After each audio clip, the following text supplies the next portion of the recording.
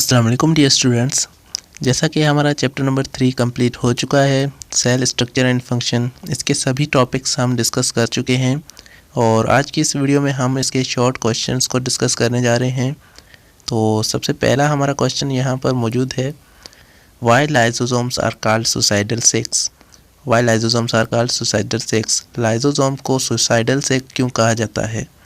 तो lysosomes are the organelles that have digestive enzymes which are capable of digesting nucleic acid, polysaccharide, fats and proteins. Lysosomes हमारे पास ऐसे cell के organelle हैं जिसके पास digestive enzyme पाए जाते हैं और वो digestive enzyme nucleic acid, polysaccharides और दूसरे प्रोटीन्स, फैट्स वगैरह को डाइजेस्ट कर पाते हैं। When lysosomes burst, the digestive enzymes release start digesting damage its own cell by own enzymes। तो जब से जो लाइसोसोम्स की मेम्ब्रेन जो है वो ब्रस्ट होती है तो वहाँ पर क्या होता है, वहाँ पर जो एंजाइम्स हैं वो फ्री हो जाते हैं और वो आकर सेल को खुद को डिस्ट्रॉय करने लगते हैं, which leads to cell death, जिससे सेल जो है वो मर जाता है। therefore lysosomes are called suicidal sac, और इसी वजह से हमारे पास लाइसोसोम्स को suicidal sacs कहा जाता है। नंबर 2 क्वेश्चन है, why plasma membrane is differentially permeable in nature. Plasma membrane permeable क्यों है, नेचर में परमिएबल क्यों है? तो plasma membrane is selectively or differentially permeable because it control the flow of substance in and out of the cell. तो क्योंकि ये cell को कंट्रोल करती है, सेल के अंदर मटेरियल को कंट्रोल कर रही होती है कि कौन सा मटेरियल अंदर जाएगा कौन सा नहीं जाएगा, तो इसको कंट्रोल करने की वजह से ये सेलेक्टिवली परमिएबल है। It allows free transport of solvent water across it but will not allow free transport of solute particles like glucose, amino acid और salt। ये हमारे पास कुछ जो लिक्विड हैं, लिक्विड मटेरियल है उसको अंदर आने जाने देती है, लेकिन जो सॉलिड पार्टिकल्स हैं उनको ट्रांसपोर्ट नहीं देती। इसीलिए जैसे कि हमारे पास ग्लूकोज हो गया, अमाइनो एसिड हो गया, इनको वो अंदर आने नहीं देती। नंबर 3 क्वेश्चन है, why plant cell wall is rigid. तो प्लांट सेल वॉल रिजिड क्यों है, सख्त क्यों है? Plant cell wall is rigid due to deposition of cellulose, lignin and inorganic salt. ये सेल्यूलोज, लिग्निन और इनऑर्गेनिक साल्ट वहाँ पर मौजूद हैं, इसीलिए प्लांट की जो सेल वॉल है वो रिजिड है। The criss cross arrangement of cellulose fibres gives strength and rigidity to the cell wall. तो जो क्रिस क्रॉस अरेंजमेंट है सेल्यूलोज के फाइबर्स की प्लांट्स की सेल वॉल में, वो इनको बड़ी स्ट्रेंथ देती है और इसी वजह से प्लांट की सेल वॉल रिजिड है। नंबर 4 क्वेश्चन है, why chloroplast is called energy converting cell organelle. Chloroplast को एनर्जी कन्वर्टिंग सेल ऑर्गेनेल क्यों कहा जाता है, एनर्जी कन्वर्ट करने वाला ऑर्गेनेल क्यों कहा जाता है?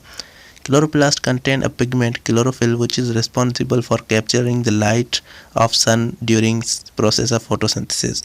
फोटोसिंथेसिस के प्रोसेस में एक पिगमेंट इन्वॉल्व होता है जिस पिगमेंट को हम कहते हैं क्लोरोफिल, और वो क्लोरोफिल क्लोरोप्लास्ट के अंदर ही मौजूद होता है जो कि एनर्जी को कन्वर्ट करता रहता है, लाइट एनर्जी को कन्वर्ट करता है केमिकल एनर्जी में। Photosynthesis light energy is converted into chemical energy by which ATP is formed, और लाइट एनर्जी को केमिकल एनर्जी में कन्वर्ट किया जाता है जिससे एटीपी बनता है। This process is carried out by chloroplast, hence are called energy converting organelle. और ये जो प्रोसेस है वो क्लोरोफिल के दौरान हो रहा होता है, क्लोरोफिल की वजह से हो रहा है, इसीलिए इसको क्लोरोप्लास्ट को एनर्जी कन्वर्टिंग ऑर्गेनेल कहा जाता है। क्वेश्चन नंबर 5 है, how prokaryotic ribosome is different from eukaryotic ribosome. Prokaryotic cell का जो राइबोसोम है वो यूकैरियोटिक सेल के राइबोसोम से कितना उनमें फ़र्क है, डिफरेंस क्या है? The ribosome in a eukaryotic cell have a Zoidberg value of 80s and comprised of 40s and 60s subunits। तो इसकी जो यूकैरियोटिक के राइबोसोम की जो वैल्यू है, Zoidberg जो वैल्यू है वो है 80 Zoidberg, और इसके जो 2 सब यूनिट्स हैं, एक 40 का होता है और एक 60s का सब यूनिट होता है। लेकिन प्रोकैरियोटिक में जो राइबोसोम की साइज़ है वो है 70 Zoidberg, जबकि इसके जो दोनों सब यूनिट्स हैं वो 30 और 50 Zoidberg के बने हुए। तो ये इनमें सिर्फ साइज़ का इनमें डिफरेंस है। नंबर 6 क्वेश्चन है, how mitochondria is similar to bacteria. Mitochondria bacteria से कैसे सिमिलर है, कैसे उससे मिलता जुलता है? Some of the basic similarities between mitochondria and bacteria are given below. कुछ बेसिक सिमिलरिटीज़ यहाँ पर हमने मौजूद नीचे दी हुई हैं। नंबर 1 है both have their own DNA that is highly related to each other. इन दोनों के पास, बैक्टीरिया और माइटोकॉन्ड्रिया दोनों के पास अपना डीएनए होता है जो एक दूसरे से रिलेटेड होता है, ये इनमें सिमिलरिटी है। नंबर 2 है बोथ डिवाइड बाय फिजन। दोनों जो हैं वो फिजन एक प्रोसेस है जिससे वो डिवाइड होते हैं और अपने आप को रिप्लिकेट करते हैं। नंबर 3 है सेम साइज़ एंड शेप। इनकी जो साइज़ और शेप है वो दोनों की सेम है, माइटोकॉन्ड्रिया और बैक्टीरिया दोनों की सेम है। Both have similar ribosomes allowing them to synthesize some of their own protein. दोनों के पास एक ही तरह के राइबोसोम्स होते हैं जो दोनों को प्रोटीन बनाकर दे रहे होते हैं। तो ये इनमें कुछ बेसिक सिमिलरिटीज़ हैं। क्वेश्चन नंबर 7 है why mitochondria is called power house of the cell. Mitochondria का सेल का पावर हाउस क्यों कहा जाता है? तो mitochondria is the centre of aerobic respiration. It generates energy rich molecule ATP and ADPH by breaking down food in the presence of cellular respiration. Cell get all energy from these molecules, hence because of mitochondria energy is available for the cell, therefore mitochondria are called powerhouse of the cell.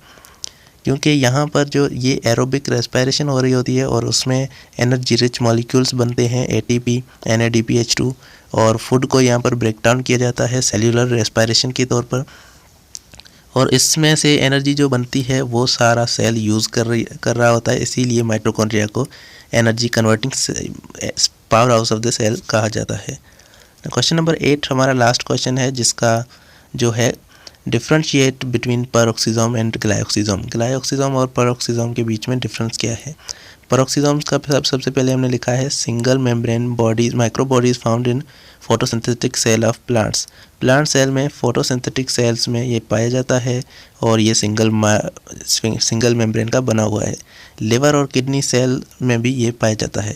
It contain enzymes like catalase, oxidase and peroxidase enzyme. इनके पास enzymes कौन कौन से होते हैं? Catalase, oxidase और peroxidase. उसके बाद तीसरा, it detoxify alcohol and break down hydrogen peroxide into water which is formed during alcohol detoxification.